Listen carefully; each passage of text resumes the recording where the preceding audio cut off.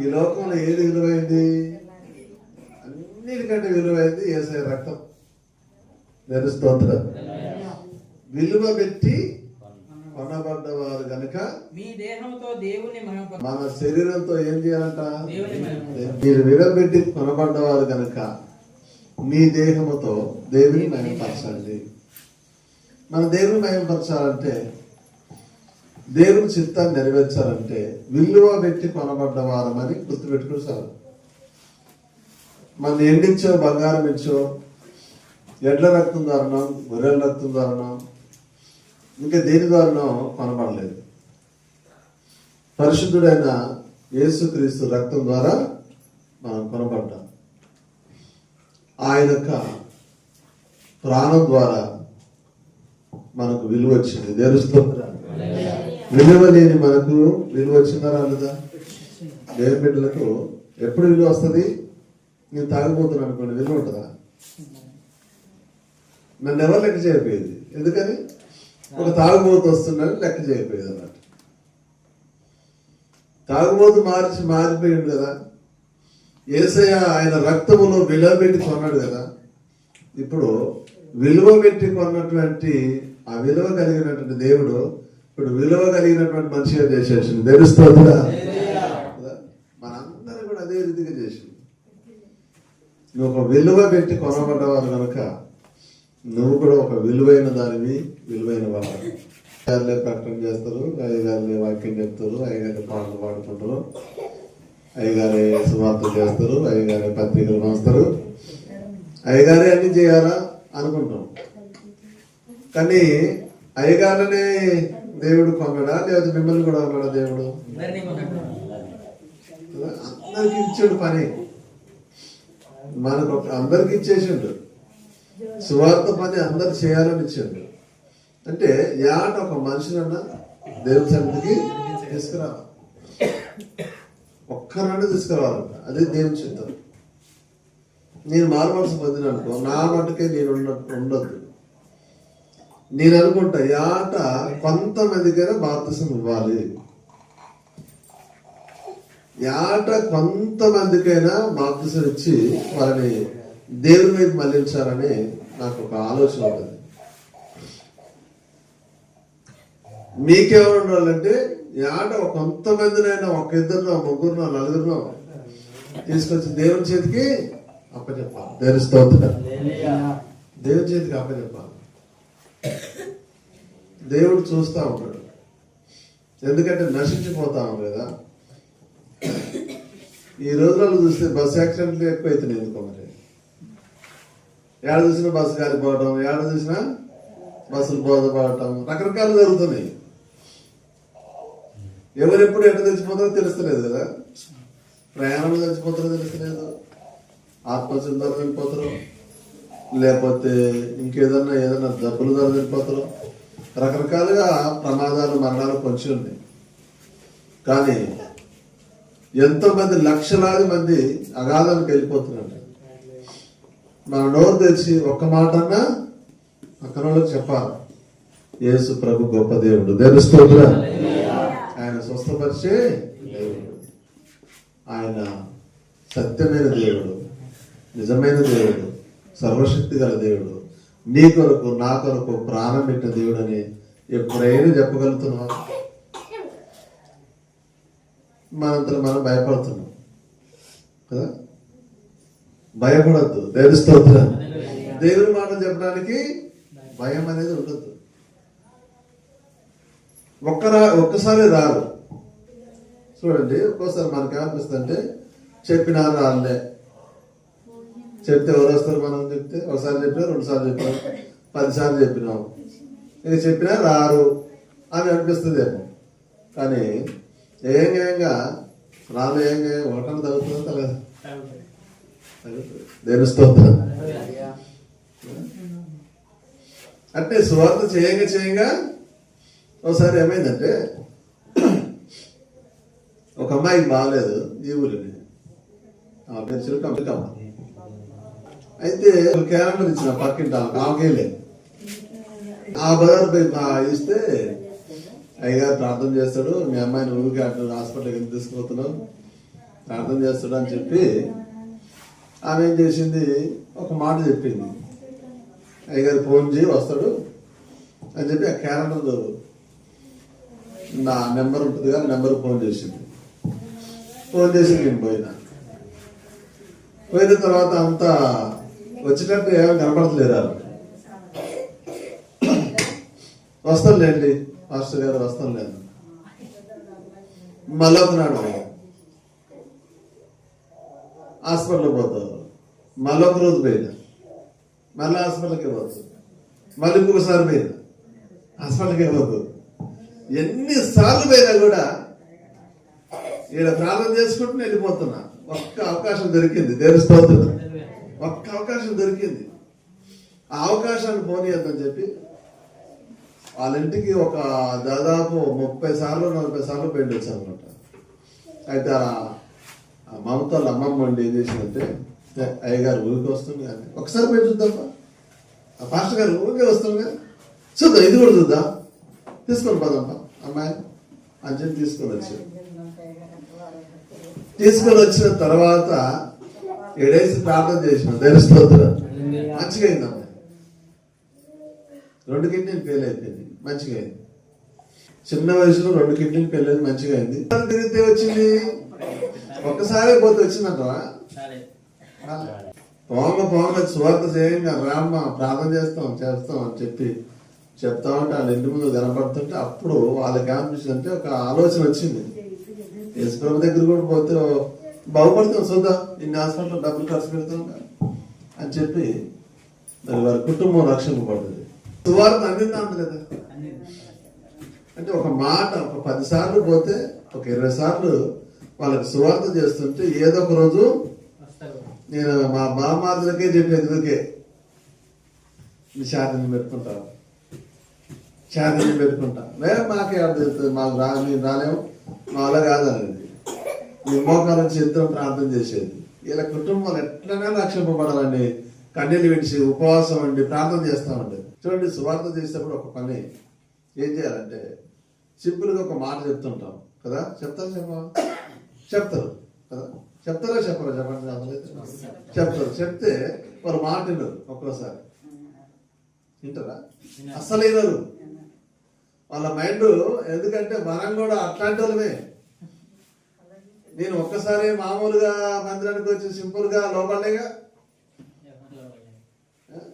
అంత సింపుల్ గా వచ్చి నేను మందిరంలోకి వచ్చి అంత సింపుల్ గా వచ్చి ఉండలే. నేను పెద్ద ముదురున్నా, ఇంకా అందరికి దేవుని స్తోత్రం. మీ అందరికంటే నేను పెద్ద ముదురున్నాయి, మాకంటే పెద్ద ముదురు రమేష్. తెలుసా ఏమైందో, నేను బాప్తిజం తీసుకుపోయాను, వస్తావా నేను కూడా వస్తా అని చెప్పి తీసుకుపోయాను. వెళ్ళపోయింది. తీసుకుపోతే అయ్యగారు ఏం చేసిండు, సరే అప్పటికి చాలా రోజులు సువార్త జరిగింది, వాక్యం తెలిసింది, కొద్దిగా తెలుస్తుంది. నేను బాప్తిజం ఆన్లైన్ బాప్తిజం ఇస్తున్నాను చెప్పి బాప్తిజం ఇచ్చినాము. ఇక బాప్తిజం ఇచ్చినాక మొదలు పెట్టండి, ఇక బట్టలు వేసుకోవాలి. వాళ్ళ బాగా తిట్టడం, ఈడే తీసుకొచ్చింది, ఈడ అయ్యగారంటే ఒకడు వీడు తీసుకొచ్చాడు, నన్ను నీళ్ళని ముంచాడు. ఇక బంట బూతులు తెచ్చిండు. ఇక అసలు బట్టలు వేసుకోకుండా ఎట్టొచ్చాడు, మరి బట్టలు లేవు, డబ్బులు లేవు. ఈరోజు ఏమైంది తెలుసా, మంచి మందిరంలో పని చేస్తాడు, పట్టాలు వేస్తాడు, ప్రార్థన చేస్తాడు, మరి మందిరంలో హుషారుగా ఉంటాడు. అక్కడ ఖమ్మంలో ఆ రోజు తిట్టాడు, ఈ రోజు ఏమైంది చెప్పండి, మంచి దేవుని పరిచయం చేస్తాడు. ఏదో ఒక రోజు ఏమైందంటే ఒక మంచి మనిషిగా దేవుడు మారుస్తాడు. వాక్యం వినంగా పరిపూర్ణలోకి వస్తారంట. పరిశుద్ధమైన పరిపూర్ణలోకి రావాలంటే కొంతకాలం పడుతుంది. వెంటనే పరిశుద్ధం కాలేము, పరిపూర్ణలోకి రాలేము. మనము ఎప్పుడైతే దేవుని రాజ్యానికి పోదామో అప్పుడే పరిపూర్ణం అవుతాం. దేవుని స్తోత్రం. అప్పటిదాకా నేర్చుకుంటూనే ఉండాలి. ఇక ముసలోళ్ళైనా సరే, నేనైనా సరే, నువ్వైనా సరే నేర్చుకుంటూనే ఉండాలి. అయితే కొంత మటుకు మాత్రము భక్తి అనేది మాత్రం వస్తుంది, ఒక నీతి అనేది వస్తుంది, ఒక శ్రద్ధ అనేది వస్తుంది, దేవుని భయం అనేది వస్తుంది. దేవుని భయము, దేవుని భక్తి, దేవుని ఒక ఆలోచనలు ఎప్పుడైతే వస్తాయో, ప్రత్యేకతను కూడా ఏం చెప్తా చెప్పండి సైడు, నీ మనసు ఎడిపోద్ది. నీ మనసు ఎడిపోద్ది అంటే కొద్దిగా చెప్తే బాగుండుగా యేసయ్య గురించి. అన్ని నాలుగు బొట్టు పెట్టుకుందిగా కొంచెం. ఏందమ్మా మంచిగా అందరు బాగున్నారా? ఏదో హాస్పిటల్ పోతున్నాం యేసయ్య గారికి రాదు ఒకసారి ప్రార్థన చేస్తాడు. చెప్తారు చెప్పరు. ఇక మనసు అనేది ఏమనిపిస్తుంది అంటే ఒక మనిషికి చెప్పేదాకా అగదు. ఆ మనసు రావాలి. ఆ మనసే దేవుని చిత్తం అన్నట్టు. అది నేను రాయి కొడుతుంటే ఏం చేసిందంటే పోయి ఇది ఆఫ్ చేసి అక్కడికి పోయి చెప్పొచ్చేది. ఎందుకు నా మనసు అట్లా లాగుతా ఉంటుంది అన్నట్టు. అంటే ఒక మనిషిని దేవుని దగ్గరికి ఏ రీతికైనా తీసుకురావాలి. నశించిపోతున్న ఒక ఆత్మను అగ్నిలో పడుతున్నటువంటి కొంతమందిని తీసుకొచ్చి బయట ఒక ఆయన బస్సు కాకపోతుంటే దాదాపు ఎంతమంది రక్షించినట్ట? 14 మంది రక్షించినట్ట. దేవుని స్తోత్రం. 14 మందిని లాగి కారులో కొంతమంది వేసుకుని వెళ్ళిపోయినట్టు. మరి మనం కూడా ఆపదలో ఉన్న వారిని, అగ్నిలో పడిపోతున్న వారిని, అగాధంలో పడిపోతున్న వారిని కొంతమందినైనా మనం మనకేమైనా అగ్ని అంటుకుంటుందా? అంటుకోదు. మన బస్సులో కాలిపోతుంటే అగ్ని అంటుకోవద్దు. భయంతోనైనా కొంతమంది రక్షించాలని అనుకోడు కదా. తెలివితోని భయంతో కొంతమంది రక్షించండి. అందులో కాడికి మనం కూడా మన చుట్టుపక్కల ఉన్న వారిని కూడా మనకు తెలిసిన వారికి అందులో కాడికి మనం దేవుని రాజ్యం కొరకు సిద్ధపరచాం. దేవుని స్తోత్రం. అదే దేవుని చిత్తం. మీరు విలువ పెట్టి కొనబడవారు. నేను విలువ పెట్టి కొనబడవారు. మన పనంతా ఏంటి చెప్పండి? దేవుని యొక్క చిత్తాన్ని పోయింది. స్వర్ణ చీరలు జాకెట్లు అమ్ముతుంది. ఒక ఆమె గుట్ట మీదకి వచ్చి చీరలు జాకెట్లు అమ్ముతుంటే అక్క అక్క అక్క మందిరానికి రారాదు, చర్చికి రారాదు. ఈ వెంటనే పడుతుంది ఒక 2-3 వారాలు. తెలుస్తుంది. చిన్న తీసుకొచ్చింది. తీసుకొచ్చి బాప్తిస్మం ఇచ్చింది. తెలుస్తుంది. ఆమెకు ఏమో తెలియదు. ఆమెకి ఏమో తెలియదు. అసలు తెలియదు. ఆ ప్రాంతంలో ఉన్నప్పుడు ఒక ఆత్మలను తీసుకురావాలనిపించిందేమో. వాళ్ళందరినీ ఏ రీతికైనా తీసుకురావాలనుకుంది. తీసుకొచ్చి నేను బాప్తిస్మం ఇప్పించింది. ఆత్మ రక్షణ పడదు. అంటే మన గురి అంతా ఎట్లా ఉండాలంటే దేవుని యొక్క సన్నిధిలో మనమే రక్షింపబడటం కాదు, ప్రభు సన్నిధిలో అనేక మంది మనం విలువ పెట్టి కొనబడాలి కనుక, యేసయ్య మనకు విలువిచ్చిన కనుక ఈ విలువైన జీవితాన్ని దేవుడు మనకి ఇస్తున్నాడు. ఈ విలువైన జీవితాన్ని ఇతరులకు కూడా చూపెట్టాలా, తీసుకొని రావాలి. అప్పుడు విలువ వస్తుంది. మనకు కూడా విలువ వస్తుంది. మీరందరూ కూడా ఒక్కొక్కరు తీసుకొస్తుంది. కానీ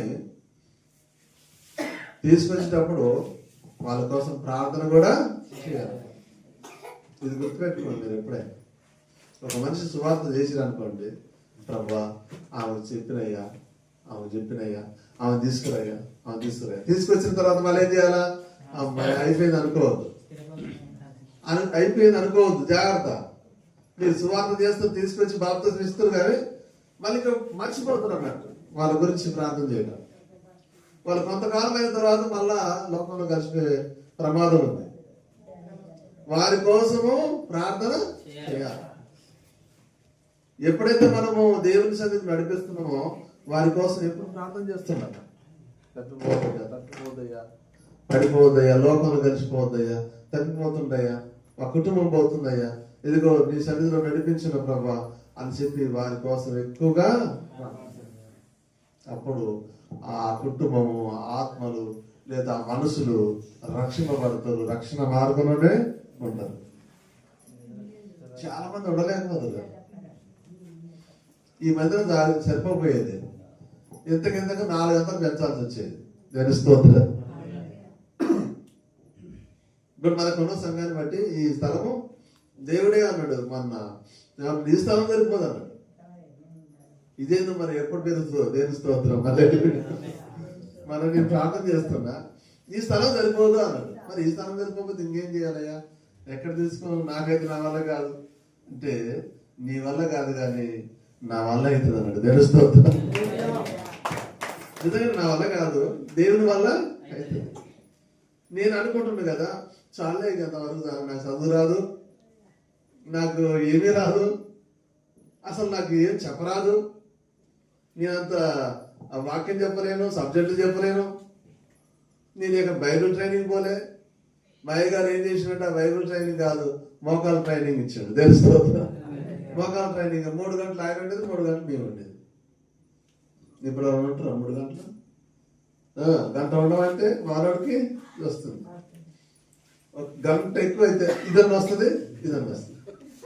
ఎమ్మటే ఎడిపోయింది రైట్ ఇడిపోయింది. కాళ్ళు వస్తున్నాయా లేకపోతే ఆ సైతాన్ని గుంజకపోతుందా, ఏం చేస్తుందో నాకు అర్థం కాదు. ప్రార్థన చేసినంతసేపు కూడా ఉండలేకపోతుంది. నాకు ట్రైనింగ్ ఇచ్చింది ఏంటంటే మోకాల ట్రైనింగ్. తెలుస్తుంది బైబిల్ చదువుకో అనేది, దేవుడు జ్ఞానాన్ని అడుగు ఇస్తాడు, మోకాల మీద ఎక్కువ ప్రార్థన, అంతే. ఇక అదే నేర్పింది మాకు. నిజంగానే మన ఎండపల్లిలో ఉన్నటువంటి ధీరాజయ్య గారు ఇప్పుడు లేడు, పరలోకంలో ఉంది. కానీ ఆయన చేసిన గొప్ప కార్యం, ఎంతమంది అయితే రక్షింపబడ్డరో, ఎంతమంది అయితే దేవుని సేవకులుగా చేసిండో, ఎంతమంది అయితే విశ్వాసులుగా ఉన్నారో అందరూ ప్రార్థన పనులే. తెలుస్తుంది నిజంగానే అందరూ ప్రార్థన పనులే. ఒక్కరన్నా ప్రార్థన చేయలేరు, వీళ్ళ వల్ల కాదు అని అనరు. అందరూ మోకాలు వచ్చినట్టే ఒక గంట, కనీసం 1 గంట 2 గంటలను ప్రార్థన చేస్తారు. ఇంకా ఇతర సంఘాలలో నేను చూడలేదు. టిక్ టాక్ వేసుకొని బెల్ట్ పెట్టుకొని బయట లేవద్దు, కానీ నేనైతే చూడలేదు ఎక్కువ. నాకైతే అవతల తెలియదు, కానీ మరి ప్రభుత్వంలో ఆ రీతిగా దైవంలో నేర్పిండి మాకు. కానీ సువార్త చేయటం కూడా నేర్పేసింది. తెలుస్తోత్ర ఖాళీ ఉంచకపోయేది, ఒక బండి ఇచ్చేది, ఇద్దరు మనుషులు ఇచ్చేది, ఒక డొక్కు స్కూటర్ ఉండేది. ఈడ సపోర్ట్ వేస్తే, ఈడ స్టార్ట్ చేస్తే మన ఊరు బయట స్టార్ట్ వినొచ్చింది. ఆ స్కూటర్ సౌండ్ అక్కడికి వినొచ్చేది.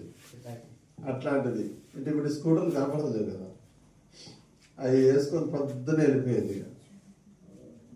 చెప్తా ఉండే అట్లా సువార్త. అయ్యగారు ఒక సైడ్ పోయేది, విశ్వాసం ఒక సైడ్ పోయేది. తెలుస్తుంది అట్లా సువార్త చేస్తా ఉండేది, ఎప్పుడు చేస్తూనే ఉండేది సువార్త. నేను అట్లా చూడాలనుకుంటున్నా, కానీ మీరు ఇంకా సహకరించట్లేదు, లేకపోతే నీకు ఇంకా ఏదైనా ట్రైనింగ్ ఇవ్వాలో అలా ఏంటిగా, ఇంకేదైనా ట్రైనింగ్ ఇవ్వాలో నాకు అర్థం కావట్లేదు.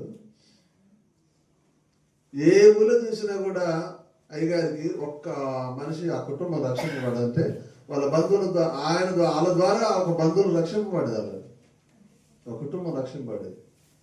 ఎవరైనా ఇట్లా ఎండపల్లి రమ్మని తీసుకొని వచ్చేది అన్నట్టు, ఎవరన్నా తీసుకొని వచ్చేది. వాళ్ళు కులం అని కాదు, మతం అని కాదు, భేదం అని కాదు, అన్ని కులస్తులు ఉన్నారు అలా. ఒక కులస్తులు కాదు, సేవకులు కూడా ఒక కులస్తులు కాదు, రకరకాల కులస్తులు ఉన్నారు. దేవుని స్తోత్రం. అయితే ఒకటి సువార్త చేయాలా, రెండోది ప్రార్థన చేయాలి. చెప్పండి, ఏం చేయాలి చెప్పండి. సువార్త అంటే ఏంది? యేసయ్య గురించి చెప్పడమే. ఎవరిందా నీకు ఏమైనా మాట రాదా?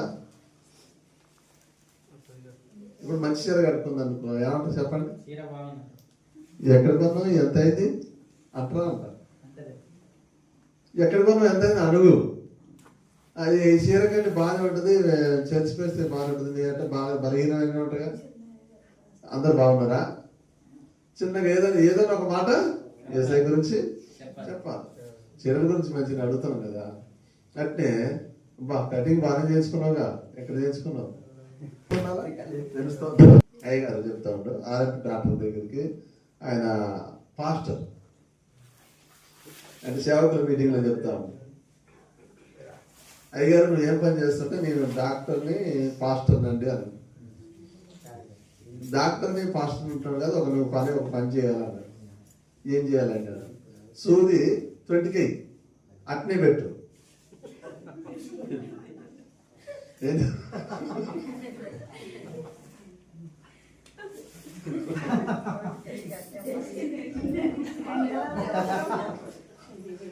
చూసి తిరగేసి నీ పేరేం పేరు అడుగు, అడిగి చెప్తాడు. యేసుప్రభు నీకు తెలుసా, నాకు తెలియదు అంటారు, అట్నే పెట్టు.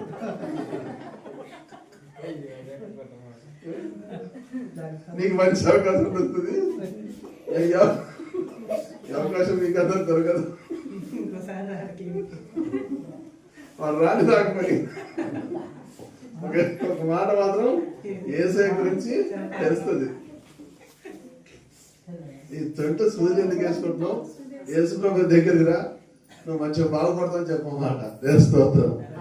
అంటే చూడండి, ఒక ఆరోగ్య ఆటకు ఒక సందు, అదొక అవకాశం. మరి పని చేసుకునే వాళ్ళకు రకరకాల అవకాశాలు ఉంటాయి, ఉండవు, అన్ని రకాలుగా అవకాశాలు ఉంటాయి.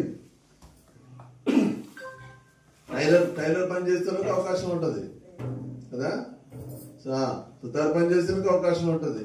ఏ నోరు ఏమన్నా పోతుందా యేసయ్య గురించి చెప్తే? భయపడద్దు, దేవుని బిడ్డ కావద్దు, ధైర్యం చెప్పాలి. ఒక మాట ఒక్కరోజే వినరు, ఒకసారి వినరు. ఈరోజు ఒక పాస్టర్ గారు చెప్తాము,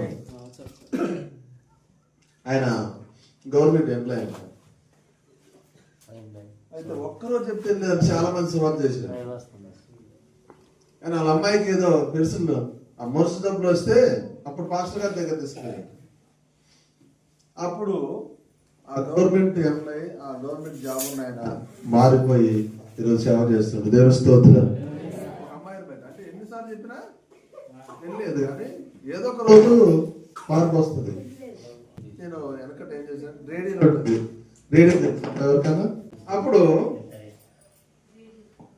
తెలియకుండానే సాయంత్రం 7 కాగానే వాక్యం పెట్టేది. ఆర్ఆర్కే మూర్తి ఉండి పాస్టర్ గారు, ఆయన రేడియోలో చెప్పేది. ఆ సంగతి నాకు తెలియదు అసలు. ఇప్పుడు తెలుస్తుంది ఆయన ఆ రేడియో వాక్యం చెప్తున్న సంగతి. గొర్రె పిల్ల, ఆయన మన పాపం మనం మోసుకుపోయిండు అనుకుంటే చెప్తా ఉండేది. ఒక 1/2 గంట అరగంట వచ్చేది. అది శ్రద్ధగా ఆయన అనేది మేము కూడా మాకేముంటది, ఇంకా ఏది పెడితే అది తినటమేగా, తింటా ఉండేది అన్నట్టు. మళ్ళీ ఇంకోసారి తప్పిపోయిన కుమారుడు, పందులు పొట్టు తినండు అని ఆ మాటలు చెప్తా ఉండేది. కొన్ని అట్నే చెప్తా ఉండేది, కానీ ఆయనకు అర్థం కాపోయేది, మాకు అర్థం కాపోయేది. అది ఏందో అనుకునేది, మేము అట్లా చెప్తా తింటా ఉంటే అనిపించేది. కానీ ఈ రోజు చూస్తే ఇవన్నీ ఇక్కడ ఉన్నాయి. దేవుని స్తోత్రం. ఆ రేడియో చెప్పినవన్నీ కూడా బైబిల్లో ఉన్నాయి. అంటే ఆ రోజే సువార్త మాకు అందుతుందండి. అప్పుడే సువార్త అందింది, చిన్నతనంగానే సువార్త అందుతుంది. ఆ రేడియో తిప్పటం వల్ల మరి 5 గంటలకు 6-7 గంటలకు వచ్చేది. ఆ 7 గంటలకు ఏ పాటలు రాకపోయేది, సినిమా పాటలు కూడా వస్తాయి. ఒక్కోసారి బాలసుబ్రహ్మణ్యం పాడింది, సుశీల పాడింది, ఘంటసాల పాడింది, ఇట్లాంటి పాటలు వచ్చేది. ఆ పాటలు కూడా వినేది, వార్తలు వినేది. ఇట్నే ఈ మన సువార్త వాక్యం కూడా అప్పుడు టీవీలో ఉన్నా, టీవీ ఎవరిదన్నా ఒకరిది పెద్ద మన ఏం పెట్టింది అక్కడ, టీవీ ఉంటే కనపడేది అన్నట్టు. ఎవరింట్లోకి టీవీ ఉంటుందో 1 or 2 కనపడేది. యాంటీనా టవర్లు పెట్టేది, అది పెద్దగా కనపడేది. అయినా ఎవరికి పెద్దవాళ్ళకి అయితేనే ఉండేది ఆ టీవీ. ఆ టీవీ ఆదివారం నాడే సినిమా వచ్చింది, ఇంకా మిగతా రోజు సినిమాలు లేవు. దూరదర్శన్ తెలుస్తోత్రం. అప్పుడు కూడా సువార్త అందుతూనే ఉంది. ఇప్పుడు ఇంకా వేగంగా సువార్త అందుతుంది. కానీ మనం ఏం చేస్తున్నాం అని దేవుడు అడుగుతున్నాం మనల్ని. ఈరోజు మనకు అంత సువార్త అందింది కదా. ఆ రోజుల్లో ఏదో ఒక రకంగా వాళ్ళు సువార్త చేసేది. మనము మన నోరుంది కదా, మనకు యేసయ్య గురించి తెలుసు కొద్దిగా, మనం బాగుపడ్డాం, సాక్ష్యాలు చెప్తున్నాం. యేసయ్య ఏమంటుందో తెలుసా, నా చిత్తం ఎప్పుడు నెరవేరుస్తారు, తెలుస్తుంది. నా ఆలోచన ఎప్పుడు నెరవేరుస్తారు, నా మదిలో ఉన్నాడు నా బిడ్డలు ఎప్పుడు నా ఆలోచనలు ప్రజలకు పంచి పెడతారు అని మన కోసం ఎదురు చూస్తున్నాడు యేసయ్య. తెలుస్తోత్రం. ఎవరి కోసం ఎదురు చూస్తున్నామా? యేసయ్య నా కోసం కాదు, నేను ఏ రీతిగా సువార్త చేసుకుంటూ వస్తా. నా పనిది, నీకు వాక్యం చెప్తా, ఇంకెవరైనా దొరికితే వాళ్ళకు కూడా చెప్తా. నేను బస్సు ఎక్కిన అనుకోండి, బస్ ఎక్కితే నా పక్కన అడ్డగొట్టు పెట్టుకుని ఆయన కూర్చున్నాడు. నేనేం చేయాలి ఇప్పుడు? ఈయనకెట్ట నేను సువార్త అందాను, చెప్పకుండా అందాను. ధరిస్తోత్రం. సెల్ ఫోన్ తీస్తా, వాక్యం పెడతా, వినిపిస్తా. ఆ అదృశ్యం ఇటు చూస్తూ ఉంటాడు. ఎటు చూస్తాడు, ఇటే చూస్తాడు. ఈ వాక్యం అది అయిపోయిందాక చూస్తూనే ఉంటాడు. తెలుస్తోత్రం. నేను విన్నట్టే ఉంటా, వాళ్ళకు సువార్త అందుతుంది. తెలుస్తోత్రం. ఒకవేళ నా దగ్గర సెల్ లేదనుకో, ఇటు తీస్తుంటా. నేను మాస్టర్ అవునండి, యేసు ప్రభు నమ్ముకోండి, కొంచెం ఎక్కువ మాట్లాడినాను, సాక్షి కూడా చెప్తా. తెలుస్తోత్రం. కొంచెం ఎక్కువ నాకు అనుకూలంగా మాట్లాడిన సాక్ష్యం కూడా చెప్పేస్తా. తెలుస్తోత్రం. అట్లా మీరేం పని ఉంటుంది చెప్పండి. మన అందరూ ఏం చేద్దాం చెప్పండి. ఇప్పుడుగా చివరిలో మనం 2025 ఇంకా ఈ సంవత్సరానికి ఎన్ని ఉన్నాయి? ఒక్కరినాడు నడిపి వెళ్ళడం వద్దా? ఈరోజు వాక్యాన్ని బట్టి మీరు ఏ పోరాటం చేస్తారో, ఎంత ప్రార్థన చేస్తారో, ఒక నూతన ఆత్మను తీసుకురావాలి, నూతన బిడ్డను తీసుకురావాలి. ఏదో ఒక రకంగా నాకు కాదులే అనుకుంటా. ఏముంటా చెప్పండి? ఒక ఆలోచన ఉండాలి. దేవుడు నన్ను పట్టుకోండి కదా, మాట్లాడి దేవుడి గురించి చెప్పండి. నిజమైన దేవుడు అని చెప్పండి. తప్పేం లేదు. మనం దొంగతనం చేస్తున్నాం, ఇది మత ప్రచారం కాదు, ఇది కదా మార్గం. తెలుస్తోత్రం. మార్గం అందరు చెప్పాలి. దేవుని యొక్క సన్నిధి, దేవుని గురించి నీకు తెలుసు కనుక తెలిసిన కాడికే సాక్ష్యం యేసయ్య గురించి చెప్పి ఇదిగో మందిరానికి రమ్మని చెప్తే దేవుని వాక్యాన్ని మనం బోధిస్తా ఉంటే దేవుని వాక్యం విని రక్షింపబడతారు.